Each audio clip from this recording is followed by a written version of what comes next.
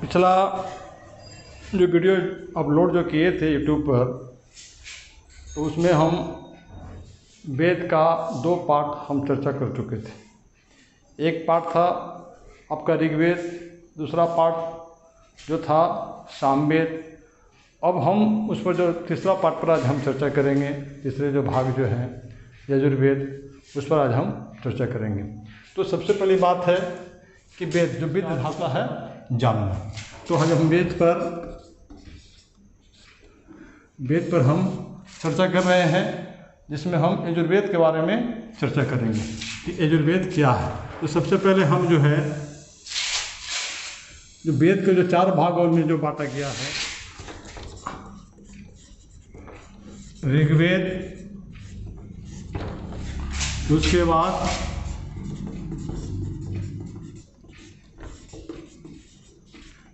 सामवेद,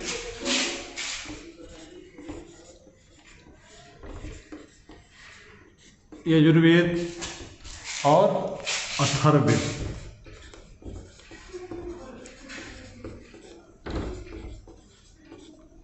अथर्ववेद तो इसमें जो है कि ऋग्वेद के बारे में पहले हम चर्चा कर दिए, इसलिए आज चर्चा इसकी करना नहीं है। सामवेद, इसके बारे में भी चर्चा नहीं करनी, इसलिए कि पिछला वीडियो में हम इसको अपलोड किए हैं। साम का अर्थ जानते हैं, साम का अर्थ होता है गान होता है। तो आज हम जो चर्चा करेंगे वो होगा यजुर्वेद। तो यहाँ पर जो यजुर्वेद जो है, वेद के बारे में जो आज हम चर्चा कर रहे हैं कि यजुर्वेद क्या है, यजुर्वेद की उत्पत्ति किससे हुई है। तो यहाँ पर देखिएगा कि यजुर्वेद की जो उत्पत्ति जो हुई है, यजुर्वेद की जो उत्पत्ति जो हुई है, यजुर्वेद की उत्पत्ति देख रहे हैं यहाँ पर। यजुर्वेद की जो उत्पत्ति जो है वह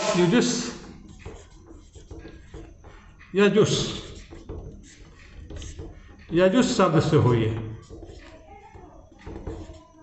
शब्द से हुई है, यानी युजुस शब्द से हुई है। तो यहाँ पर जो है यजुर्वेद की उत्पत्ति युजुस शब्द से हुई है। तो इसका अर्थ क्या होता है, यजुस शब्द का अर्थ क्या होता है, अर्थ क्या होता है? यजुस शब्द का अर्थ होता है यज्ञ। इसका क्या होता है? यज्ञ होता है। यानी यजुर्वेद की जो उत्पत्ति जो हुई है वो युजुस शब्द से हुई है, जिसका अर्थ होता है यज्ञ। यानी क्या होता है? इसका अर्थ होता है यज्ञ होता है। इसका अर्थ जो होता है, युजुस शब्द का अर्थ होता है यज्ञ होता है। तो अब यहाँ पे कह रहा है कि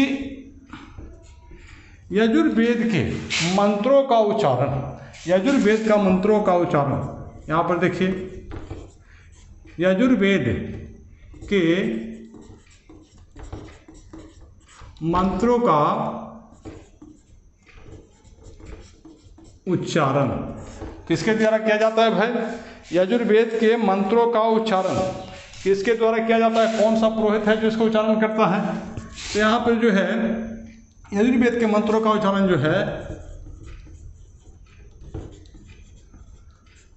अथर्वणीय ब्राह्मण के द्वारा किया जाता है। अथर्वणीय पुरोहित,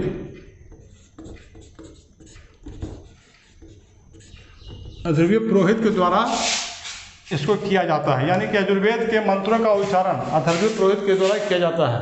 कब किया जाता है? ये यज्ञ के समय किया जाता है। कब किया जाता है?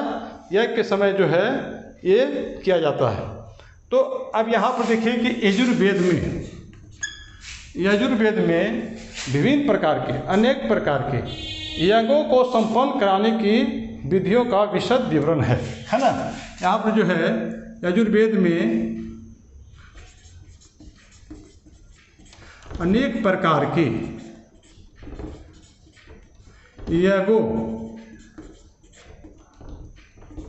यज्ञों को संपन्न कराने की विधियां हैं, संपन्न कराने की विधियां। इसमें देख रहे हैं कि यजुर्वेद में जो है इसकी उत्पत्ति यजुस शब्द से हुई है, जिसका अर्थ होता है यज्ञ होता है। तो यजुर्वेद के मंत्रों का जो उच्चारण जो है अथर्वणीय पुरोहित के द्वारा किया जाता है। और इसमें अनेक प्रकार के यज्ञों को संपन्न कराने की इसमें विधियाँ दिया गया है, संपन्न कराने की विधियाँ इसमें दिया गया है। अब यहाँ पर देखिए कि यजुर्वेद जो है उसका यजुर्वेद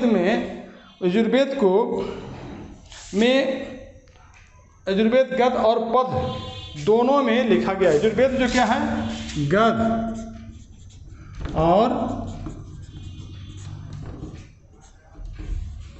पद में लिखा गया है। क्या है, गद्य और पद में लिखा गया है। यानी कि यजुर्वेद जो है, यजुर्वेद की उत्पत्ति युज शब्द से हुई है, संस्कृत के यजुर शब्द से हुई, जिसका अर्थ होता है यज्ञ। यजुर्वेद के मंत्रों का उच्चारण जो है धर्मीय पुरोहित के द्वारा किया जाता है। इसमें जो है यजुर्वेद में अनेक प्रकार के यज्ञों को संपन्न करने की विधियां हैं। गद्य और पद दोनों में ये लिखा गया है। कौन लिखा गया है, गद्य और पद दोनों में लिखा गया है। अब देखिए यहाँ पर जो है, अब पता है कि गद्य को, यानी कि गद्य को जो है युजुस भी कहा गया है। गद्य को क्या कहा गया है, युजुस। यानी कि गद्य को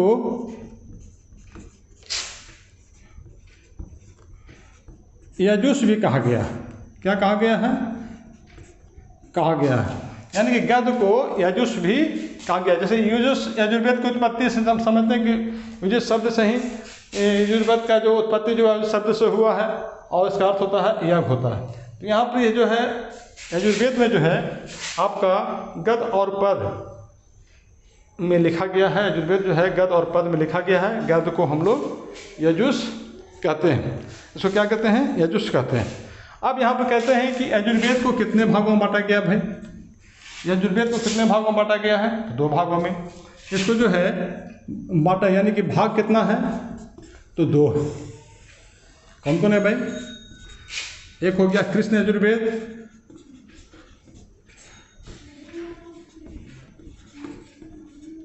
एक हो गया कृष्ण यजुर्वेद और दूसरा क्या हो गया, शुक्ल यजुर्वेद।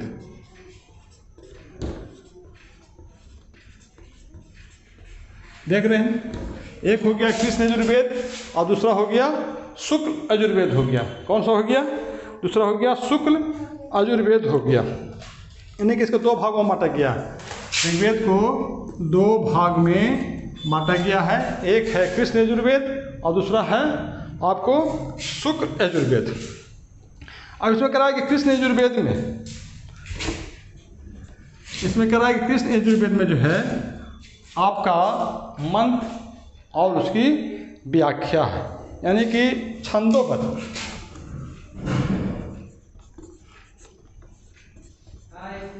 छंदोबद्ध मंत्र और क्या है, व्याख्या। किसका व्याख्या भाई,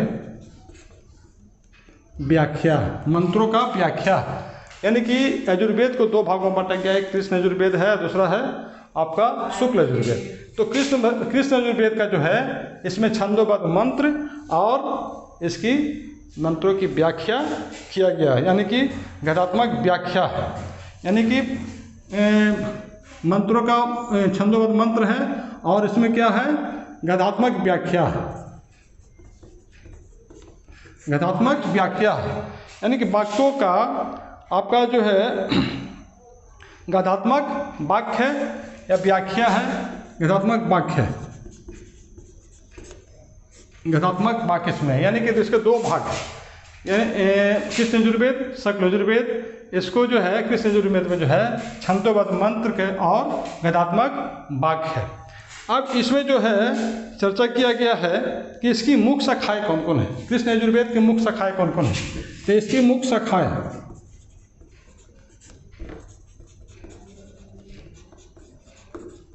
मुख्य शाखाएं कौन कौन है, काठक कपिस्थल, मैत्रेयी। कौन कौन है भाई इसका, तैत्तिरीय, काठक, कपिस्थल, मैत्रेयी। इसका मुख्य शाखाएं जो है काठक, कपिस्थल, काठक कपिस्थल, तैत्तिरीय, काठक कपिस्थल, तैत्तिरीय और मैत्रेयी। यानी कि जो मुख्य शाखाएं जो है कृष्ण यजुर्वेद जो इसको दो भागों में बांटा गया कृष्ण यजुर्वेद शुक्ल यजुर्वेद। इसमें जो है छंदोबद्ध मंत्र और वेदात्मक वाक्य है। इसकी जो मुख्य शाखाएँ हैं काठक, कपिष्टल, तैत्तिरीय और मैत्रेयानी इसका है, तैत्तिरीय मैत्रेयानी है। अब यहाँ पर इसका जो चर्चा जो किया गया है, अब हम चलते हैं शुक्ल यजुर्वेद में। तो शुक्ल यजुर्वेद जो है इसमें सिर्फ मंत्र है, इसमें गद्य नहीं है, इसमें वाक्य नहीं, इसमें केवल मंत्र का समावेश है। यानी केवल इसमें मंत्र है, सिर्फ इसमें मंत्रों का ही इसमें समावेश किया गया है, इसमें सिर्फ मंत्र है। इसके मुख्य शाखाएं कौन कौन है भाई? तो इसका मुख्य शाखाएं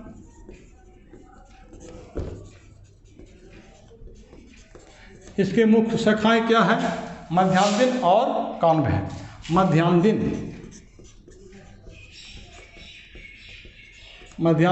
और काण्व है। इसका जो है मुख्य शाखाएं जो है मध्यान्ह और इसमें काण्व है, इसका मुख्य शाखाएं। अब इसको कह रहा है कि शुक्ल यजुर्वेद को जो है वाजसनेयी संहिता भी कहा जाता है। इसको क्या कहा जाता है? वाजसनेयी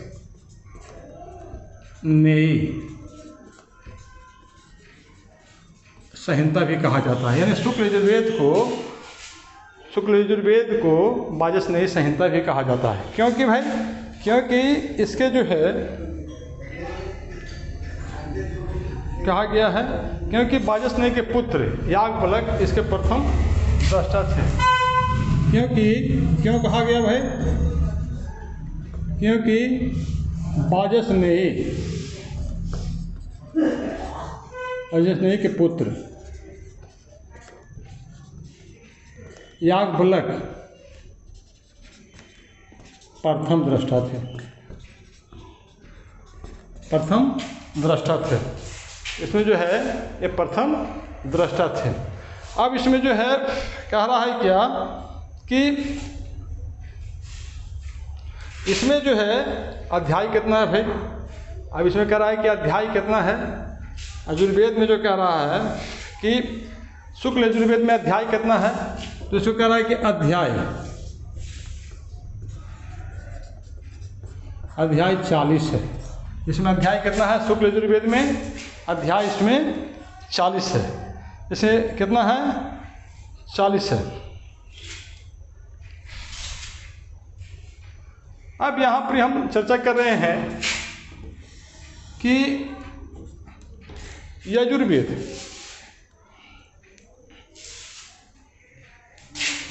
अब कह रहा है कि शुक्ल यजुर्वेद में सिर्फ मंत्र है। देख रहे हैं, शुक्ल यजुर्वेद में मंत्र है, कृष्ण यजुर्वेद में मंत्रों के साथ साथ उसकी व्याख्या है। यानी कृष्ण यजुर्वेद में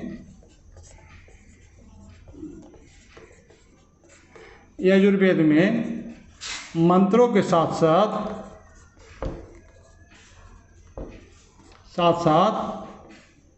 क्या है? व्याख्या है। मंत्रों के साथ साथ क्या है? इसकी व्याख्या। मंत्रों के साथ साथ इसका क्या है? व्याख्या है। अब इसे कह रहा है कि महर्षि पतंजलि द्वारा यजुर्वेद के 101 शाखाओं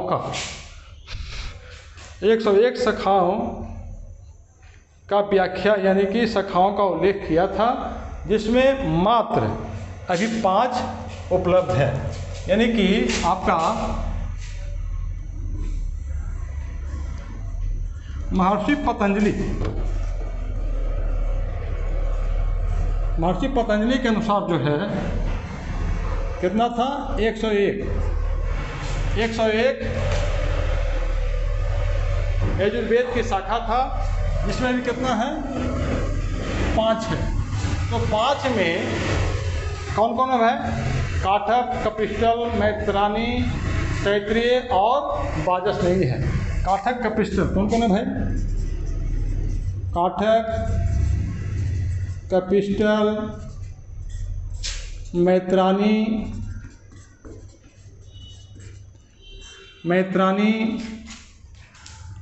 तैतरीय और बाजस नहीं, बाजस नहीं है, यानी काटक, कपिस्टल, मैत्रानी, तैतरीय और बाजस नहीं है।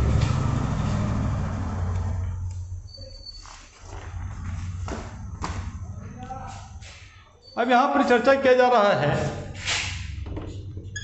कि यजुर्वेद से हमको किसके बारे में जानकारी मिलती है। यजुर्वेद से हमको किसके बारे में जानकारी मिलती है, तो हमें उत्तर वैदिक काल, उत्तर वैदिक काल देख रहे हैं, उत्तर वैदिक काल की राजनीतिक, सामाजिक और धार्मिक स्थिति के बारे में हमको जानकारी मिलती है।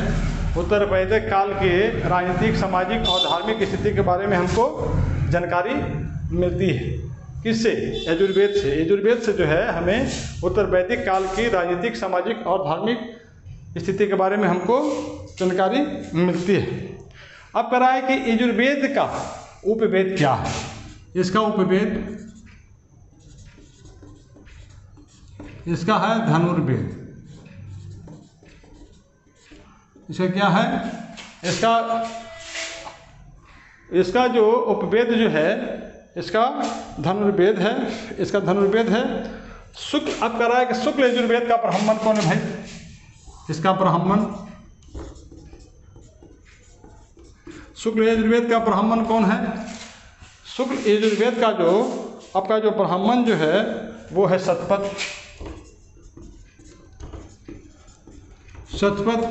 अब यहाँ पर कह रहा है जा करके कि कृष्ण यजुर्वेद का कौन है भाई? तो तैतरीय है। अब कह रहा है कि शुक्ल यजुर्वेद यानी कृष्ण यजुर्वेद का कौन है? इसका हो जाएगा तैतरीय हो जाएगा। और यजुर्वेद का ब्राह्मण कौन है? इसका ब्राह्मण, इसका यजुर्वेद का ब्राह्मण कौन है? तो इसका हो जाएगा शतपथ या बाजस नहीं। शतपथ या बाजस नहीं, शतपथ या बाजस नहीं, बाजस नहीं। तो ये आपका जो है वेद में आपको यजुर्वेद से संबंधित आज हम चर्चा कर दिए। देखो हम इसको चर्चा कर देते हैं कि वेद के बारे में हम चर्चा किए थे कि वेद विद धातु से बना है, जिसका अर्थ होता है जानना। तो वेद को 4 भागों में बांटा था, ऋग्वेद, सामवेद, यजुर्वेद और अथर्ववेद। तो इससे पहले वाले वीडियो में हम ऋग्वेद के बारे में और सामवेद के बारे में चर्चा कर चुके थे। आज हम यजुर्वेद के बारे में चर्चा कर रहे हैं। तो यहाँ पर देखा जाए कि यजुर्वेद जो है, यजुर्वेद की जो उत्पत्ति जो हुई है युज शब्द से हुई है, जिसका अर्थ होता है यज्ञ करना। अब यहाँ पे कह रहा है कि यजुर्वेद के मंत्रों का उच्चारण यानी कि यज्ञों पर यजुर्वेद के मंत्रों का उच्चारण जो है कौन सा पुरोहित के द्वारा किया जाता है? तो उसका धर्मीय पुरोहित के द्वारा किया जाता है। अब आप कह रहा है कि इसमें जो है यजुर्वेद में जो है अनेक प्रकार के यज्ञों को संपन्न कराने की विधियों के बारे में वर्णन किया गया। किस प्रकार बहुत तरह के यज्ञ होता है, इसमें इसके बारे में चर्चा किया गया। अब यहाँ पे देखा गया कि ऋग्वेद को जो है, यजुर्वेद को जो है 2 भागों में बांटा गया है। इसका 2 भाग है, एक है कृष्ण यजुर्वेद और दूसरा है शुक्ल यजुर्वेद। तो यहाँ पे कह रहा है कि कृष्ण यजुर्वेद जो है इसमें जो है छंदोबद्ध मंत्र, इसमें मंत्र है और गद्यात्मक वाक्य है। यानी में छंदो मंत्र यानी कि मंत्र के साथ साथ उसकी व्याख्या भी किया गया है। एक तरफ मंत्र है तो एक तरफ उसकी कहानी है, यानी कि कृष्ण यजुर्वेद में इसकी जो है आप कहता है कृष्ण यजुर्वेद की जो मुख्य शाखाएं जो है वो है काठक, कपिस्टल, तैतरीय और मैत्रियानी है। उसके बाद हम चर्चा करते हैं कृष्ण यजुर्वेद के बाद शुक्ल यजुर्वेद, या 2 भागों में शुक्ल यजुर्वेद है। तो शुक्ल यजुर्वेद में सिर्फ केवल मंत्र है और कुछ नहीं, उसमें व्याख्या उसके बारे में चर्चा नहीं किया गया है। अब यहाँ पे कह रहा है कि शुक्ल यजुर्वेद की जो मुख्य शाखाएं हैं उसमें 2 है, एक है मध्याह्न दिन और दूसरा है काण्व है। इसमें कह रहा है क्या कि काण्व है। अब इसमें कह रहा है कि बाजस नहीं, यानी कि शुक्ल यजुर्वेद में, शुक्ल यजुर्वेद को हम बाजस नहीं संहिता भी कहते हैं, क्योंकि बाजस नहीं के जो पुत्र याज्ञवल्क्य जो है इसका प्रथम दृष्टा थे, यानी कि ये लिखने में सबसे आगे यही थे, यानी कि इसका राइटर भी यही थे। तो इसमें जो है शुक्ल यजुर्वेद में 40 अध्याय है। इसकी जो है इसका जो ब्राह्मण जो होते हैं, शुक्ल यजुर्वेद के जो ब्राह्मण होते हैं शतपथ ब्राह्मण होते हैं, और आपका कृष्ण यजुर्वेद का जो ब्राह्मण होते हैं वो तैत्तिरीय होते हैं। इसमें आप बताया जा रहा है कि उत्तर यजुर्वेद में जो है, उत्तर यजुर्वेद से जो हमको जानकारी मिलती है वो उत्तर वैदिक काल की राजनीतिक, सामाजिक और धार्मिक स्थिति के बारे में हमको जानकारी प्राप्त होती है। अब यहाँ पर कह रहा है कुछ कि यजुर्वेद जो है, यजुर्वेद में गद और पद दोनों में लिखा गया। कृष्ण यजुर्वेद में गद और पद, तो उसी प्रकार यजुर्वेद में जो है गद और पद, यानी कि एक तरफ से मंत्र है तो दूसरी तरफ से कहानी है, उसकी व्याख्या किया गया है। तो इसमें है कि गद को हम युजस्वी कहते हैं, यानी कि युजस से ही यजुर्वेद की उत्पत्ति हुई है। यहाँ पर गद से जो है आपको युजस्वी उसको कहा गया है। अब इसमें कह रहा है कि शुक्ल यजुर्वेद में सिर्फ मंत्र है, कृष्ण यजुर्वेद में जो है मंत्र के साथ साथ उसकी व्याख्या किया गया है। अब कहता है कि पतंजलि जो है यजुर्वेद के 101 शाखा के बारे में चर्चा किया था, जिसमें अभी वर्तमान में 5 उपलब्ध है, और वो है काठक, कपिस्टल, मैत्रियानी, तैत्तिरीय और वाजसनेयी। अब यहाँ पर कह रहा है क्या कि यजुर्वेद का जो ब्राह्मण जो है वो शतपथ है या वाजसनेयी है। यजुर्वेद का उपवेद है धनुर्वेद। तो इसके बारे में हम चर्चा किए। मुझे आशा है कि आने वाले किसी भी प्रतियोगी परीक्षा में एक भी प्रश्न छूटने की संभावना नहीं है। बहुत हम डीपली बता रहे हैं। आपको ऋग्वेद के बारे में भी डीपली बताए थे, सामवेद के बारे में भी डीपली बताए थे, और आज जो है आपको यजुर्वेद के बारे में हम चर्चा किए हैं। अब हम अगला बार में अथर्ववेद के बारे में हम चर्चा करेंगे।